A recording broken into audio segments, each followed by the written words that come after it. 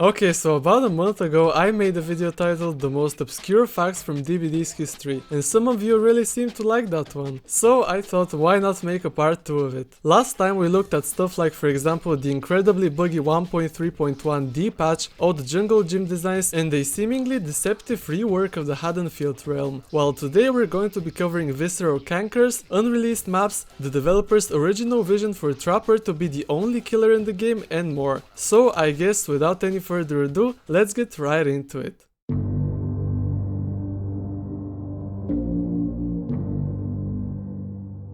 Most players know that when Behavior lost the Stranger Things license back in 2021, they added new perk icons for some of the perks related to that DLC. But something many players don't know is that there are actually two perks that have been in the game ever since its release, which strangely enough changed their icons relatively early on. These two perks are Saboteur and Small Game. Today, Saboteur allows you to sabotage hooks without a toolbox, and Small Game gives you an audio cue whenever you're looking in the direction of a totem. But back in the first few months of the game's existence, these two perks had completely different functions. For example, the original Small Game had absolutely nothing to do with its current iteration, as back then, all it did was show you the aura of bear traps when standing near them. Over the years, the developers added more killer traps to the perk's detection abilities, but ultimately decided to completely rework the perk, as it was quite unfair that it could only counter certain killer powers. Not to mention that like 85% of the time it literally did absolutely nothing.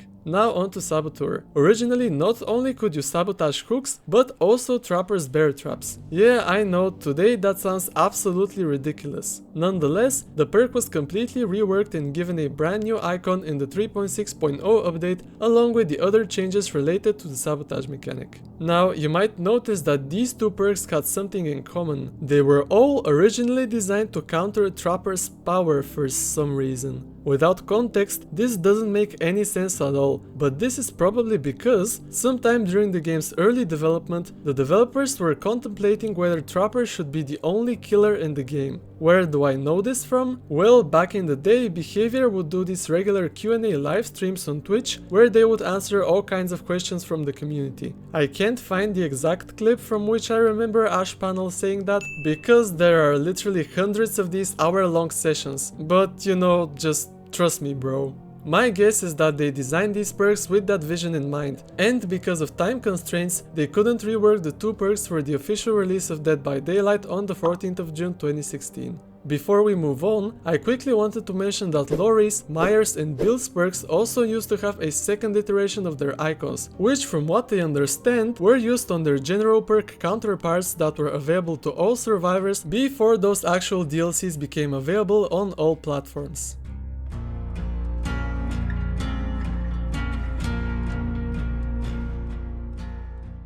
Visceral Cankers were and still are a prop that was added with the 2.3.0 patch as part of the Hallowed Blight event, that being the first Halloween event as part of the Blight event trilogy, if you could call it that. During said event, two Visceral Cankers would spawn on the map by default at a random generator spawn location, similar to how, for example, green glyphs spawn at the place of totem spawns today. These Visceral Cankers could be harvested by survivors in order to earn a temporary currency, Putrid Serum, which could be used in the in-game shop. After a survivor harvested a Visceral Canker, it would dry out and could no longer be interacted with. Even though the Hallowed Blight event took place almost 5 years ago, today Visceral Cankers can actually still be spawned in the map, which can be done by selecting an incomplete Bountiful Harvest challenge in Tome 5 Unleashed through the Compendium. The funny thing is that even though this prop has been in the game for quite a bit now, I feel that it's so underground that most players have either completely forgotten it or might not even know that it existed in the first place.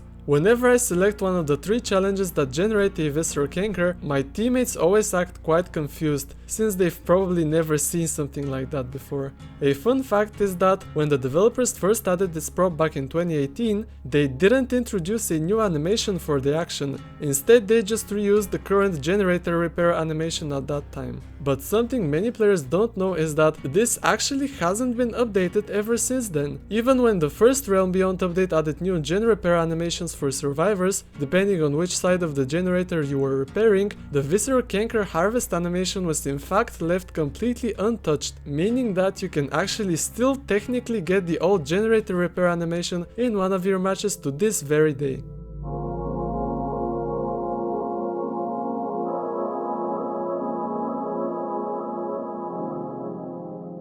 During Dead by Daylight's alpha testing stages, there was only one map that was available to be played on, the Macmillan Estate. Now hold on, isn't Macmillan a whole realm instead of just a single map? Well, yes, that is the case today, but back in the alpha, the Macmillan Estate was actually one gigantic map that included almost all of the current main buildings, these being the Ironworks of Misery, the Coal Tower and the mine from the Suffocation Pit. This original Macmillan map didn't include the Groaning Storehouse nor the Skull Merchant's base, as these were added a lot later. Now, even though this map was the only one that was accessible to the public, there are actually two more maps like this that existed in the game files. One of these is a Coldwind Farm map that once again includes pretty much every single main building that we are familiar with today, these being the Fallen Silo, the Rancid Abattoir and the Thompson House. Once again, pretty much every single main building, except of course the Fractured Cowshed, as that was added a little later. This map was shaped in the form of a giant cross and was absolutely massive. If you stood in the middle of it, you could see all three main buildings at once. What I find really strange, however, is that even though the three original realms are Macmillan, Coldwind and Autohaven Wreckers, there actually isn't a giant map with every single main building for Autohaven, but there is one for Backwater Swamp. As you can see, this one is clearly the least developed out of the three that we've taken a look at so far. Once again, this map includes pretty much all common swamp structures, for example the Shrimp Boat, the Pale Rose, the Cursed Cabin and even the village main building, which to this day has never been publicly released. Now, I personally have a lot of questions. The first one is, why did developers even begin to develop these maps, when at the end they just separated every main building into its own separate map? Well, my guess is that they tested this idea with the Macmillan Estate during the alpha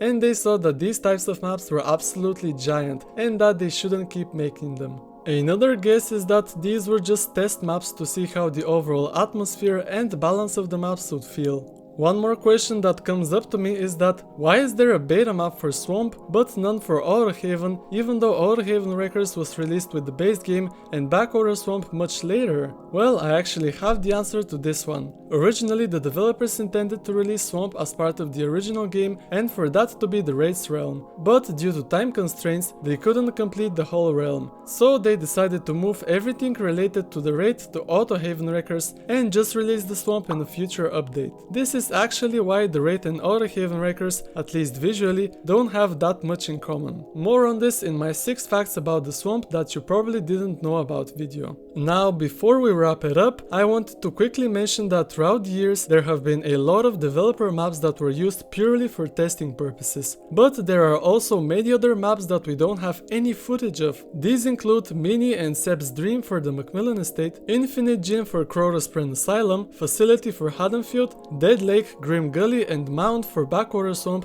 and a possible shack version of Ormond, similar to maps like for example Wrecker's Yard and Rotten Fields. Some of these we actually do have footage of, like for example the Facility map for Haddonfield or the Dead Lake for Backwater Swamp, which was actually just a work in progress version of the current Grim Pantry. It is also possible that Seb's Dream might be a work in progress iteration of the Groaning Storehouse, but don't quote me on that one. Alright guys, I really hope you enjoyed this format and the video as a whole. Let me know if I should do more like this in the future. Also, thank you so much for 3000 subscribers, I really appreciate you guys. But yeah, anyways, thanks for watching and I'll see you in the next one. Bye!